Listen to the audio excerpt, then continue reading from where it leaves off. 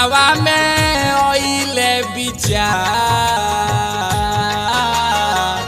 कोई आचारवत रहल बैजू मानवा में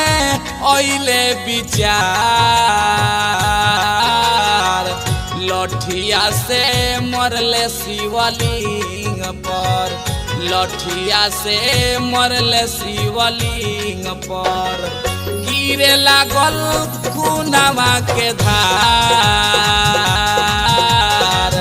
लठिया से मरले शिवलिंग पर गिरे लागल खूनवा के धार लठिया से मरले शिवलिंग पर कोई आचारवत रहल बैजू मानवा में ओइले विचार लठिया से मरले शिवलिंग पर लठिया से मरले शिवलिंग पर गिरे लागल खूनवा के धार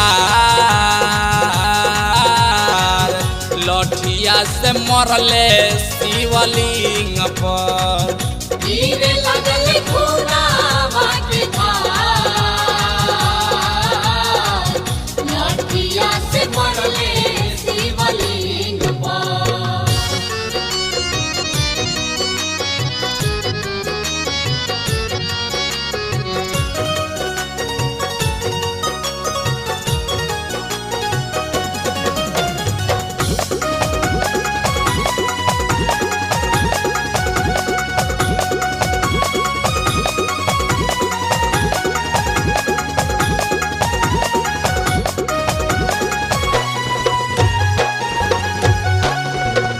भोला बाबा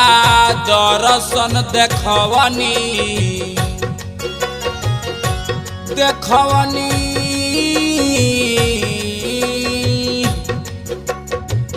देखवनी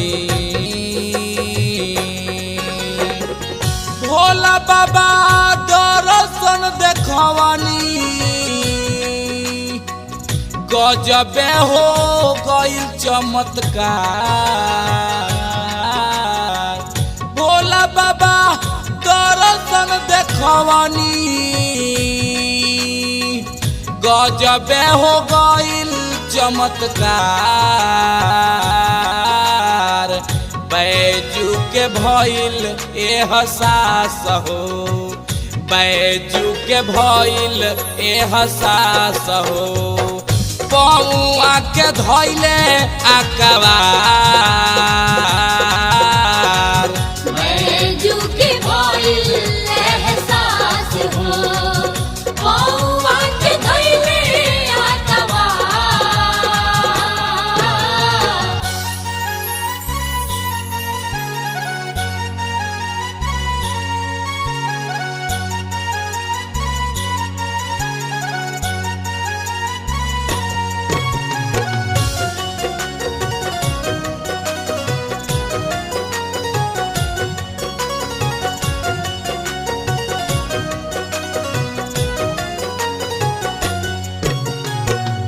बाबाजी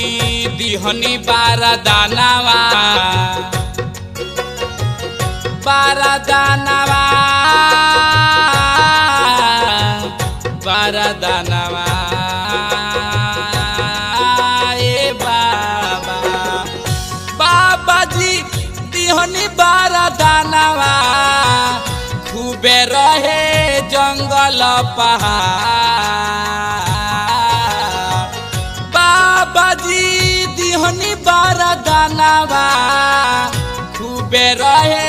जंगल पहाड़ नाम होई तोहरो ए बैजू नाम होई तोहरो ए बैजू बाद में होई हमार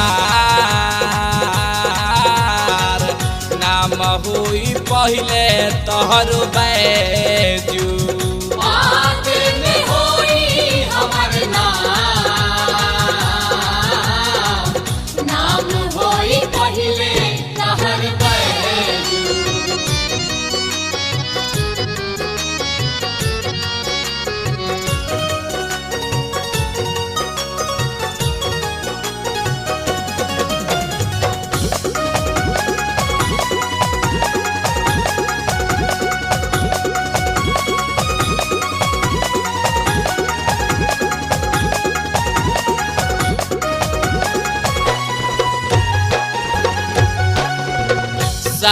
सावन में कांवर लेके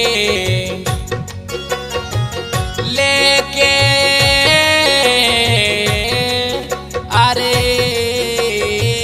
लेके सावन में कांवर लेके करे सभे शिव के पुकार। सावन में कांवर लेके करे सभे शिव के पुकार। लिखले जितेंद्र जी भजनिया गावेला मनोजावा भजनिया। अजय बाबा करेले गुहार गावेला मनोजावा भजनिया।